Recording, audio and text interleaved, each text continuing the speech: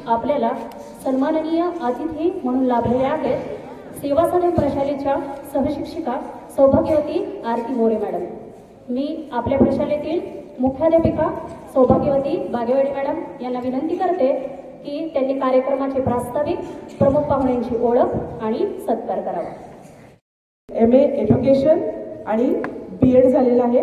BEdला English आणि geography ही त्यांची method होती। त्या सध्या सेवा सदन हायस्कूल इथे सहशिक्षिका म्हणून कार्यरत आहेत।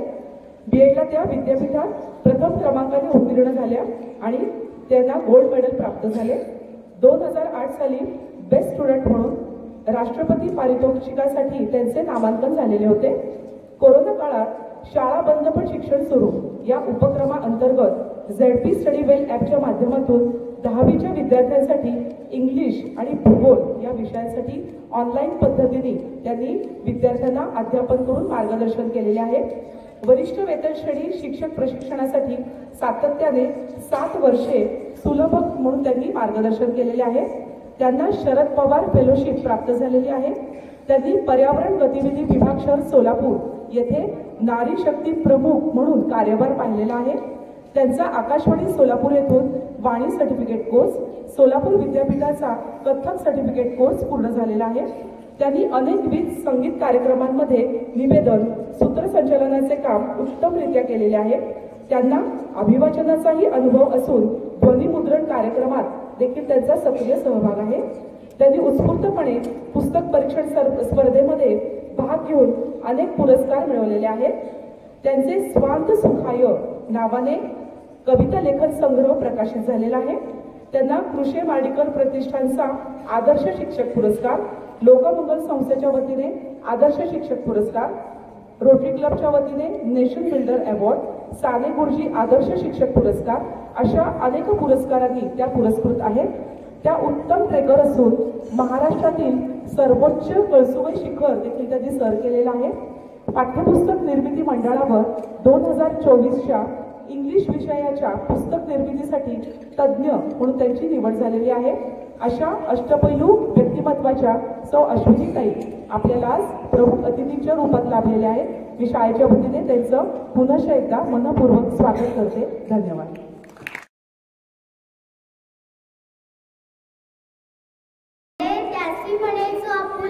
तोची साधू ओळखावा देव तेथेची जाणावा अशा या तुकारामांच्या ओळीप्रमाणे माणसांचा देव माणूस म्हणजे शाहू महाराज असे हे कोल्हापूरचे पालन करता राजश्री शाहू महाराज यांची उदारता आंबोळीचे शेत या कथेतून मांडणार आहे। आदरणीय व्यासपीठ व व्यासपीठासमोरील मान्यवर यांना माझा नमस्कार। माझी कथा ऐतिहासिक आंबोळीचे शेत। पार्वतीबाई शेताकडे निघाली होती। डोक्यावर टोपली आणि टोपलीत तिच्या कारभारासाठी जेवण होतं। सूर्य माथ्यावर आला होता आणि तिची पावलं झप झप पडत होती। समोरून पाडगावला चाललेल्या एका रुबाबदार घोडेस्वाराने तिला थांबवले। हे कंचं गाव म्हणायचं? मडील की बुद्रुक माझ्या भावा? ती उत्तरली, लई भुका लागली आहे बाप, काय हाय का तुझ्या टोपलीत? घे की, असं म्हणत तिने डोईवरची टोपली खाली उतरवली। त्यावरील कपडा काढला व घोडेस्वाराला देण्यासाठी 2 आंबोळ्या मोठ्या पानावर ठेवल्या। हा, याला काय म्हणतात ग बायो? आणि इतकाली भूक कशी पडली तू याला? हे ऐकताच पार्वतीला हसूच आले। अरे याला आंबोळ्या म्हणतात र, आणि भूकने पाडावी लागत र बाबा। तर तव्यावर आंबोळीचं पातळ पातळ पीठ सोडलं की पाणी मुरतंय आणि भूक पडतात बघ जागोजागी। तो घोडेस्वार मोठ्या आवडीने आंबोळ्या खाऊ लागला। हे पाहून पार्वतीने त्याला विचारले, आवडली? बेस, आणखी देतेस? घे की, असं करत करत पूर्ण टोपलीच रिकामी झाली। कोणासाठी आणला होता जणू? कारभारी राबतायत दुसऱ्यांच्या शेतात, त्यांच्यासाठी। आता ग पुण्यांदा करून आणते, माझे हात हट्टे कट्टे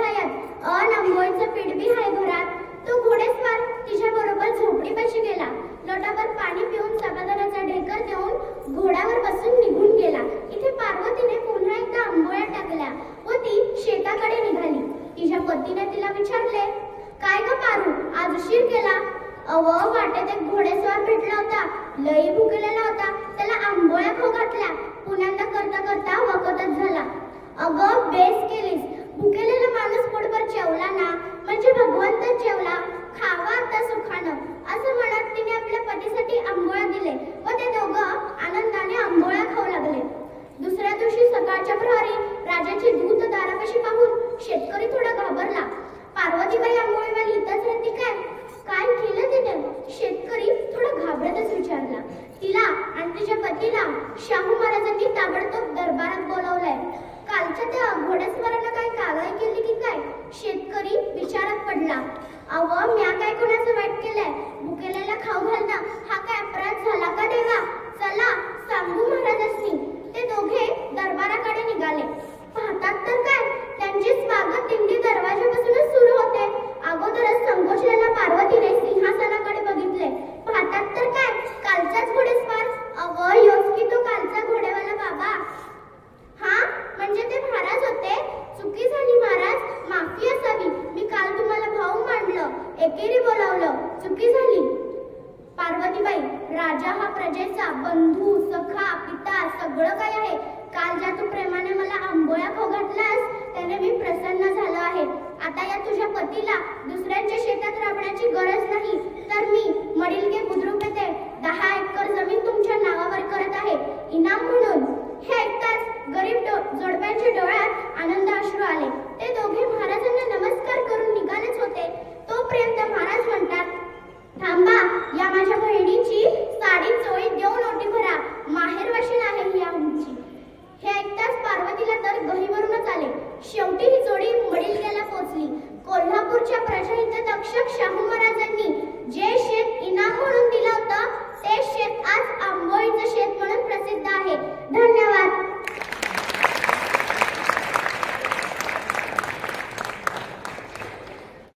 जाताना देश लागतो, देहाकडून देवाकडे जाताना देश लागतो आणि या देशाचे आपण देणे लागतो आणि या देशाचे आपण देणे लागतो असे म्हणणारे स्वातंत्र्यवीर सावरकर होते.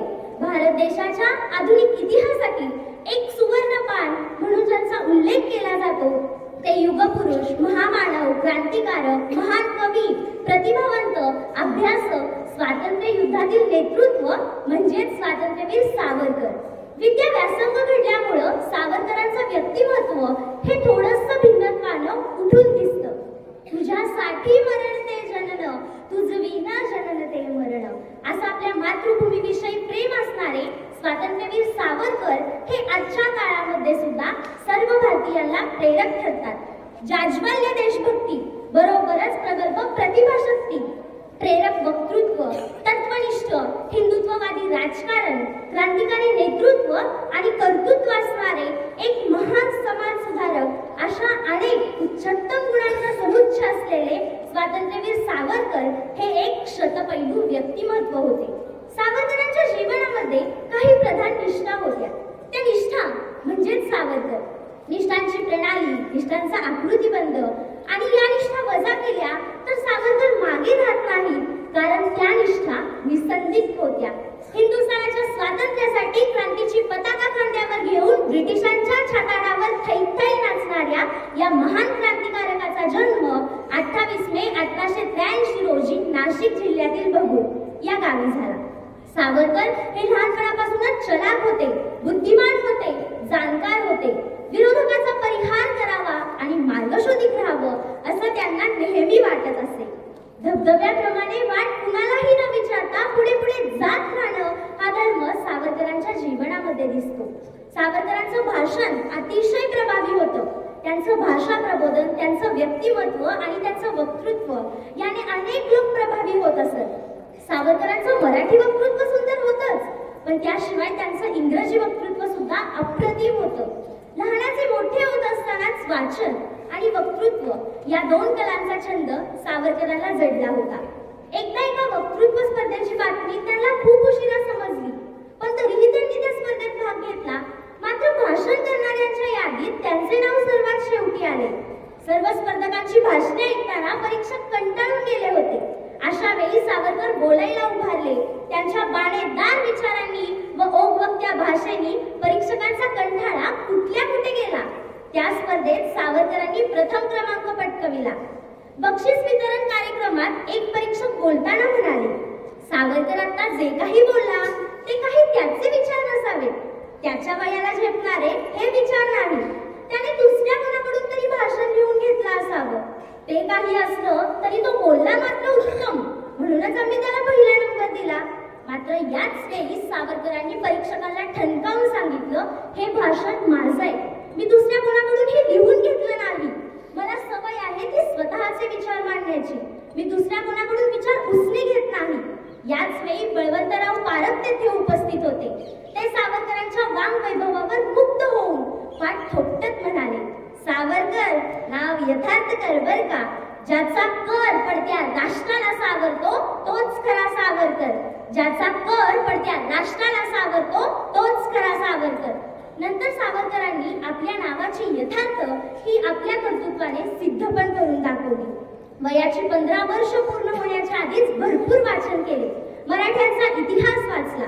इसवी सन 1898 या वर्षी इंग्रजांनी रॅडच्या खुनाबद्दल चाफेकर बंधूंना फासावर चढवले. चाफेकर यांच्या अतुल्य बलिदानाने सावरकरांच्या मनामध्ये देशभक्तीची धगधगती अग्निज्वाला प्रज्वलित झाली आणि घरातील देवी समोर हिंदुस्थानाच्या स्वातंत्र्यासाठी, भारत मातेला स्वातंत्र्याचा अभिषेक घालण्यासाठी मारता मारता मरेन अशी प्रतिज्ञा घेतली. हिंदुस्थानाच्या स्वातंत्र्यासाठी क्रांतिकारी संघटना स्थापन करण्याचे सावरकरांच्या मनामध्ये आले, म्हणून महाविद्यालयामध्ये असतानाच मित्रमेळा ही संघटना त्यांनी स्थापन केली. इंग्रजांनी सावरकरांना तुरुंगात टाकलं तेव्हा त्यांना भेटायला आलेली त्यांची पत्नी व चिपळूणकरांची कन्या मनामध्ये विचार करत होती. सावरकर देखणे होते, भाषाप्रभू होते, बुद्धिमान होते, परदेशात जातील, खूप शिकतील, परत येतील, घरावर पैशाचा पाऊस पडेल, चुलीत सोन्याचा दूर निघेल असं माझ्या बाबांना कदाचित वाटलं असेल. अर्थात मला सावरकरांचा अभिमान आहे. शेवटी काळजाला विस्तव लागला तरी सुद्धा हा माणूस लढत राहणार देशासाठी. मी त्याची पत्नी आहे, माझं सौभाग्य त्याच्याशी जोडलं आहे. शेवटी दर्शन तर घेतलंच पाहिजे. माई जेव्हा सावरकरांना भेटायला आल्या तेव्हा सावरकरांच्या अंगावर गोंडपाटाचा सदरा होता, हातात आणि पायात बेड्या होत्या. परदेशात गेलेला, विद्यासंपन्न झालेला एक महाबुद्धिमान, चारित्र्य संपन्न देशभक्त, त्याची ही दुर्दशा केवळ जुलमी राज्यकर्त्यांनी केली आहे. त्यांना काय हा अधिकार, पण त्यांचं राज्य होतं आणि ते राज्य नष्ट व्हावं असा सावरकरांचा प्रयत्न होता.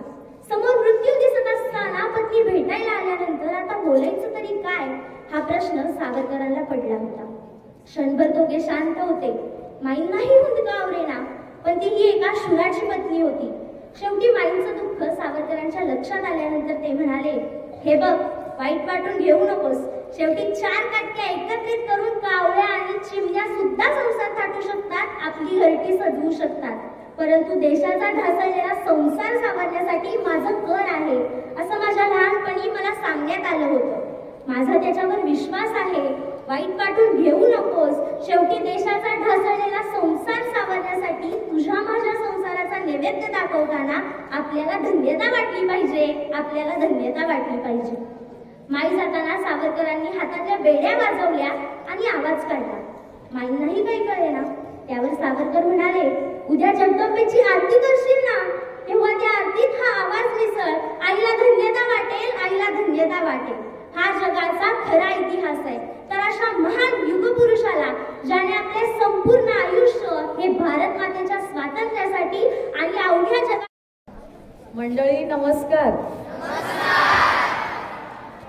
प्रशालेच्या माननीय मुख्याध्यापिका आदरणीय बागेवाडी मॅडम, पर्यवेक्षिका तडकासे मॅडम, त्यानंतर माननीय बिराजदार मॅडम, या कार्यक्रमाशी तुमचा आणि माझा समवाय ज्यांनी घडवून आणला त्या तुमच्या प्रशालेतील सौभाग्यवती दीप्ती इंगळे सिद्धम मॅडम, त्याचप्रमाणे प्रशालेतील माझा आणि ज्यांचा विषय सारखा आहे त्या कोर्टीकर मॅडम, कोर्टीकर सर, इथं जमलेले सगळे इतर शाळांचे शिक्षक आणि माझ्या सहकारी शिक्षिका प्रशालेतल्या सौभाग्यवती कमळे मॅडम, त्याचप्रमाणे प्रशालेतील सर्व विद्यार्थी आणि विद्यार्थिनी.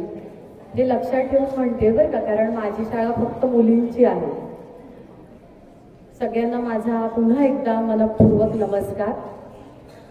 तर विद्यार्थी मंडळी, खूप आनंदाचा क्षण आहे. 5 फेब्रुवारी हा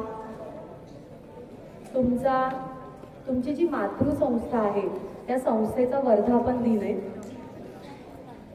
तर हा प्रसंग साधून सर्वप्रथम मी संस्थेला आणि पर्यायाने विमो मेहता प्रशालेला या वाढदिनाचं शुभचिंतन करते.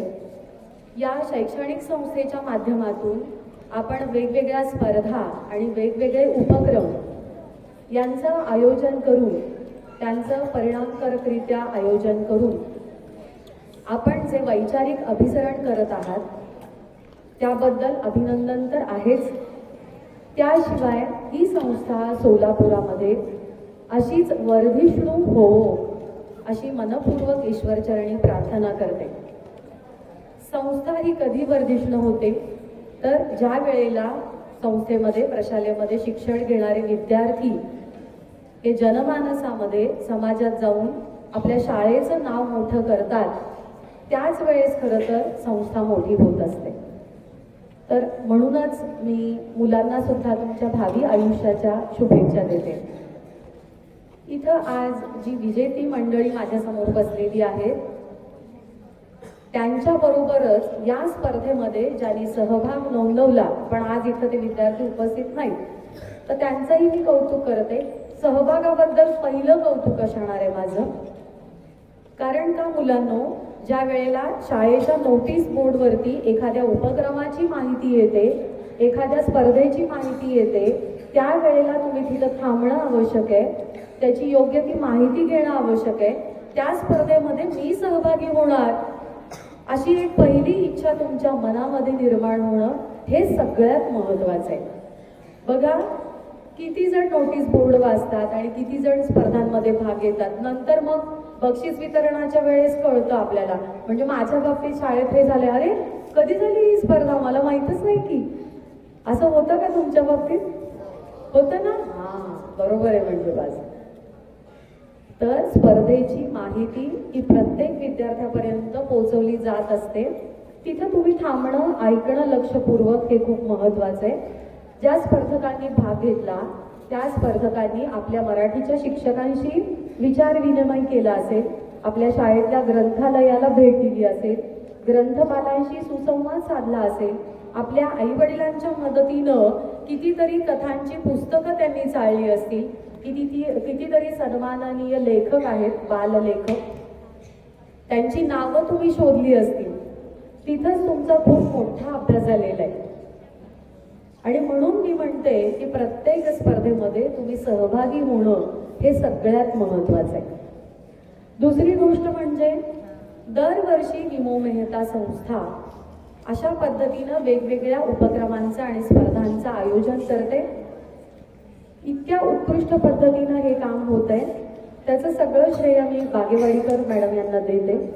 त्यांचं व्यक्तिमत्व इतकं सालस आणि सगळ्या शिक्षकांना सामावून घेणार आहे आणि यातच या सगळ्या स्पर्धांचं खरं तर यश आहे. विद्यार्थिनींनो आणि विद्यार्थ्यांनो, कथाकथन करताना काय करावं लागतं सांगा बरं, सगळ्यात महत्वाचं.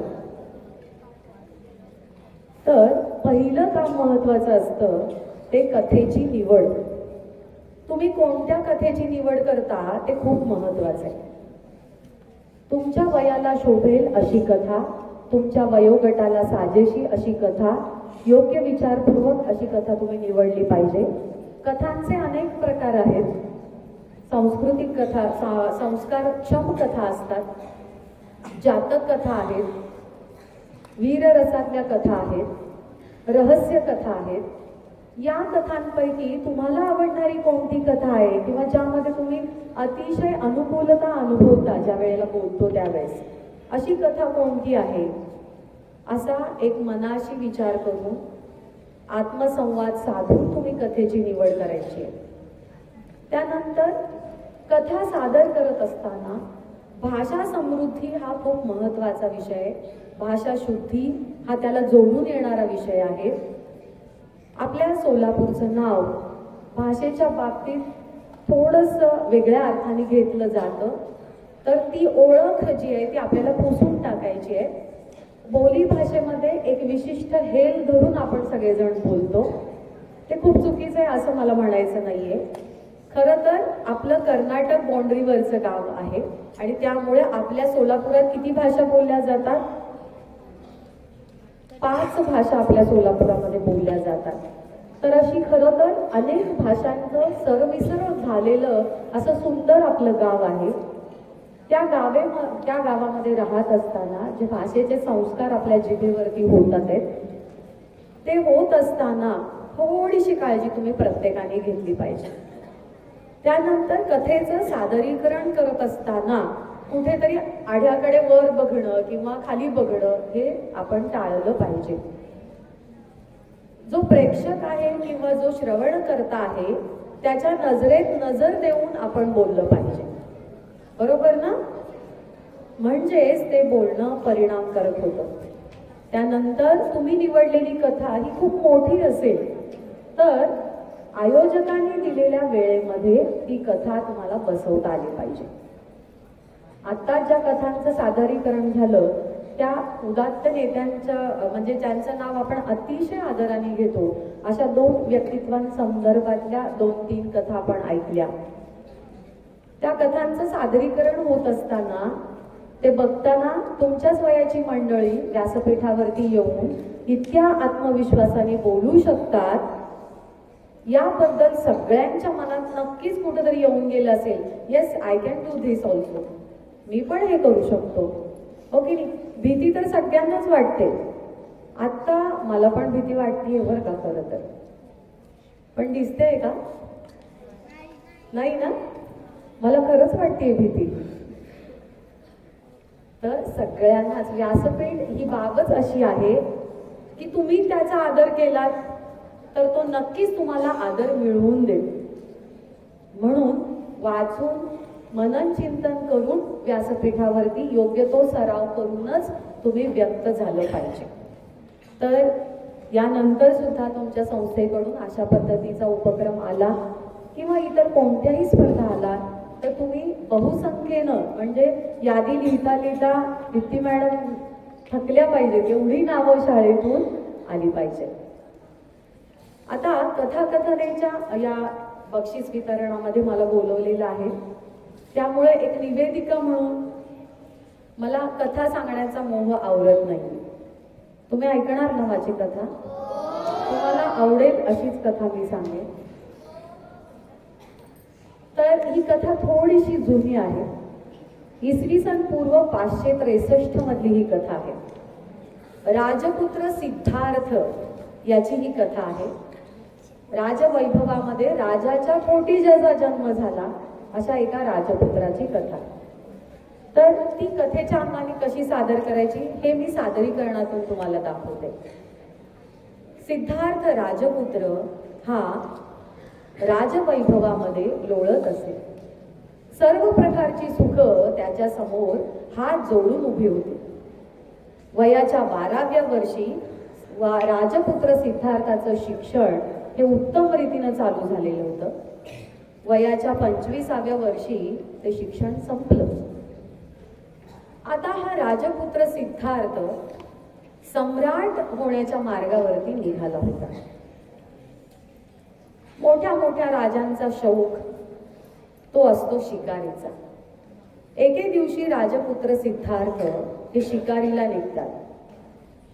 शिकार करून काही प्राण्यांना मारून ते घरी परतत असतात. त्यांच्या राजवाड्यामध्ये ते परतत असतात. रस्त्यावरून येत असताना आपल्या मोठ्याशा सुंदर बग्गीत बसून आजूबाजूला काय चाललेलं आहे याचं ते निरीक्षण करत असतात.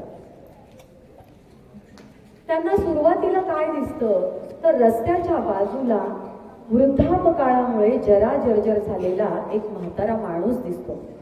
त्याला बघितल्यानंतर राजपुत्र सिद्धार्थाच्या मनामध्ये यायला लागला, अरे हे म्हातारपण काय असतं, हा माणूस असा का झालेला आहे. हा विचार चालू असतानाच पुढे आणखी 10 पावलावरती एक काही व्याधींनी विकल झालेल्या अशी काही मंडळी रस्त्याच्या बाजूला त्याला दिसतात. ज्यांना अशा व्याधी असे रोग झालेले असतात की जे औषधाने बरे होणार नाही.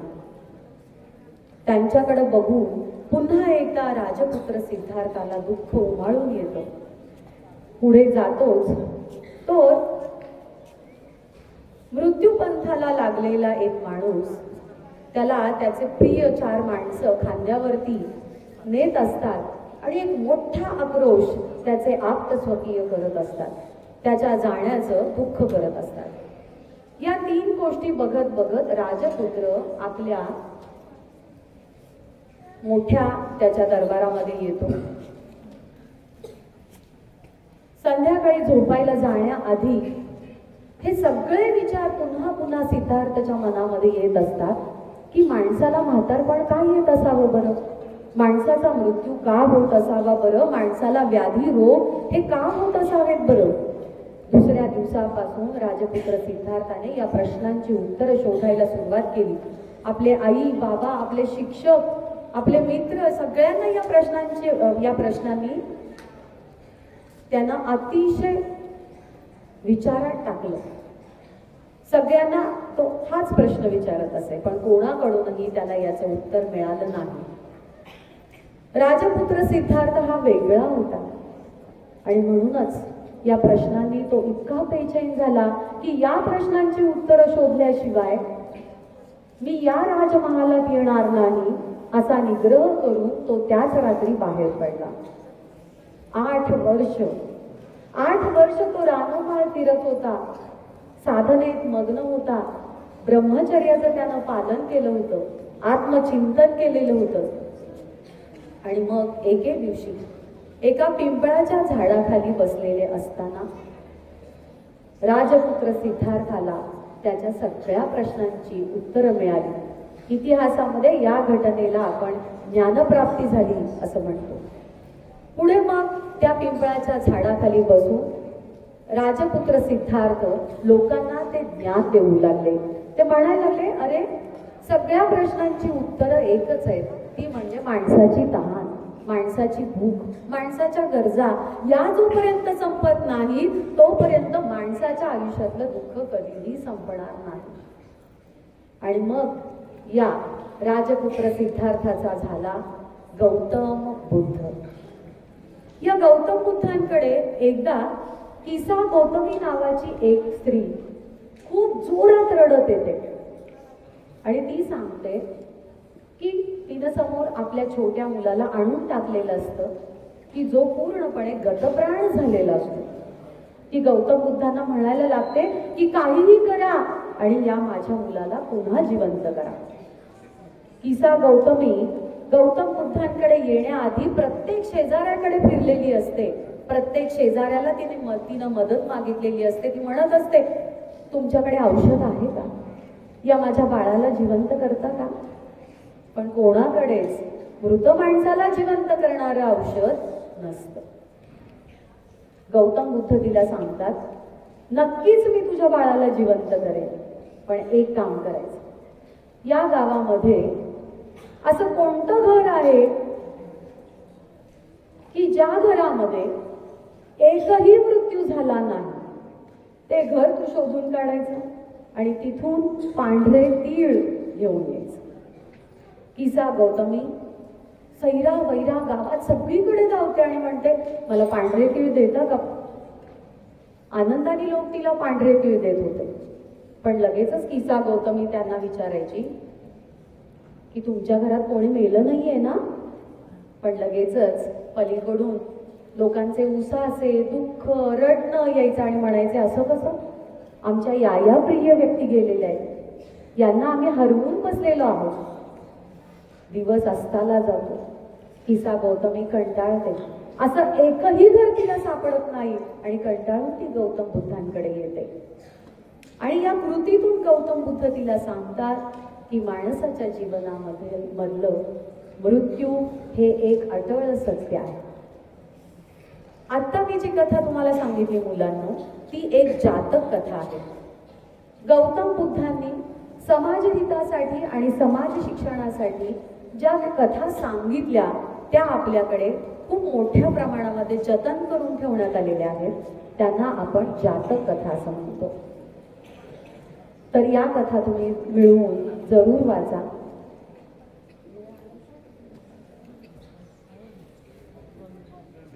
जातक कथेसारखीच इसाप नीतीसारख्या कथा, तुम्ही इसाप नीतीचं पुस्तक किती जणांनी वाचले माहित नाही. अलीकडे खूप या गोष्टीची वानवा आहे घरामध्ये. इसाप नीती किती जणांनी वाचलेली आहे? तर आम्ही बघा, एकच मुलगा आहे, तर आम्ही आमच्या बालपणी इसाप नीती वाचायचो. त्याच्यामध्ये व्यवहार चातुर्याच्या कथा सांगितलेल्या होत्या. तुम्हाला व्याकरणकार पाणिनी माहिती का? व्याकरणकार पाणिनी इसवी सनाच्या 8व्या शतकामध्ये, व्याकरण म्हटलं की लगेच तुम्हाला सगळ्यांना राग येतो नाही का? मराठी व्याकरणाचा ज्यांनी शोध लावला, वर्णनपर स्वरूपामध्ये ज्यांनी व्याकरणाचे नियम लिहून ठेवले, संधी समास विग्रह या संदर्भातला पहिला विचार ज्यांनी मांडला तो व्याकरणकार म्हणजे पाणिनी. तर हा पाणिनी खूप बुद्धिमान होता बरं का मुलांना, खूप बुद्धिमान. अष्टाध्यायी नावाचा व्याकरणातला सगळ्यात पहिला ग्रंथ आहे.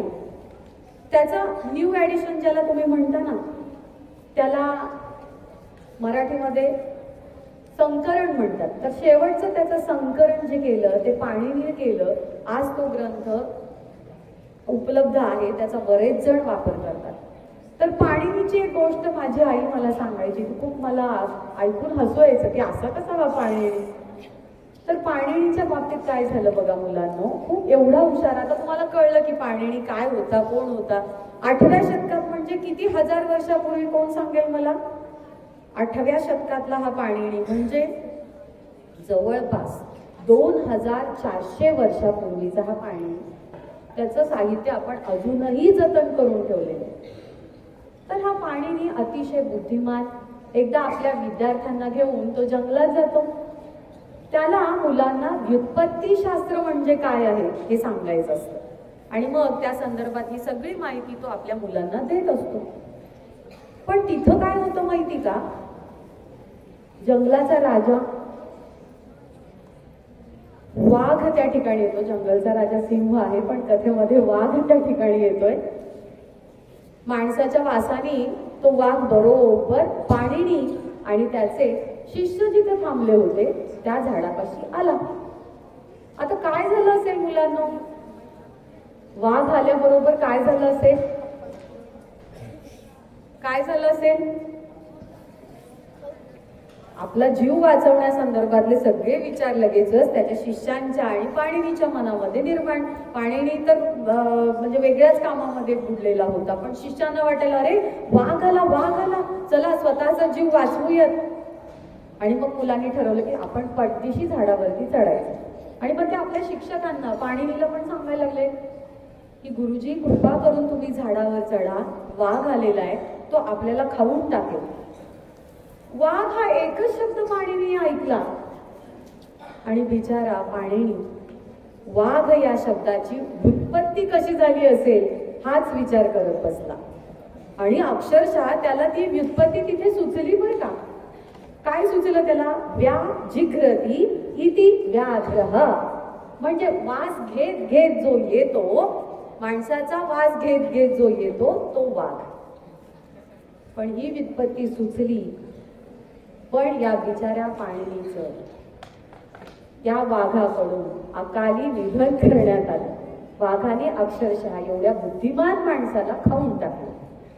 मग काय कळलं आपल्याला या कथेतून? की बुद्धी असून चालत नाही हो, त्याला व्यवहाराची जोड आपल्याला देता आली पाहिजे. बरोबर ना? बघा, म्हणजे कथा आपल्याला काय काय शिकवतात, जीवनातला किती मोठा बोध देतात नाही का? तुम्ही म्हणता ना मुलांना एकमेकांना चिडवता तुम्ही, अरे तो रट्टा मारून येतो, फक्त पाठ करून येतो, मी सगळं सायन्स कसं काय प्रॅक्टिकली कसं वगैरे बघून येत असतो असं म्हणता ना तुम्ही एकमेकांमध्ये. तर फक्त रट्टा मारून चालत नाही मुलांना, त्याचं ऍप्लिकेशन इम्प्लिकेशन त्याचं आपल्याला करता आलं पाहिजे.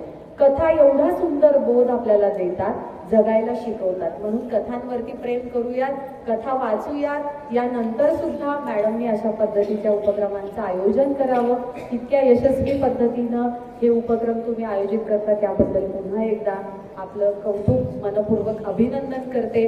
या ठिकाणी एवढा मोठा मान तुम्ही मला मिळवून दिलात त्याबद्दल आभार व्यक्त करते. आणि मुलांना अजून एक आठवण सांगायची राहिली, तुमच्या मॅडमनी आणखीन एक आम्हा शिक्षकांसाठी एक स्पर्धा आयोजित केली होती, मला वाटतं 3-4 वर्ष झाले असतील. तर काव्य वाचन स्पर्धा होती. त्या स्पर्धेत मी सुद्धा भाग घेतला होता बरं का. आणि शाळेनं त्याही वेळी मला प्रथम क्रमांकाचं बक्षीस देऊन माझं कौतुक केलं होतं. त्याहीसाठी मी आभार मानते. आणि आता कार्यक्रमाच्या सुरुवातीला इतकं सुंदर शारदा स्तवन झालेलं आहे, खूप छान. गाणाऱ्या मुली अतिशय गोड गळ्याच्या आहेत, त्यांनी ती कला तशीच आपली जतन करावी. यानंतर तुम्ही मुलांना तुमचंही कौतुक करते, कारण एवढा शिस्तीत कार्यक्रम मी आतापर्यंत तरी कुठेही बघितला नाहीये, म्हणून तुमच्यासाठी जोरात टाळ्या मी वाजवते. खूप शिस्तीची मुलं आहात तुम्ही. शाळेचे हे संस्कार असेच जपा, एवढं सांगून आपली रजा घेते. धन्यवाद.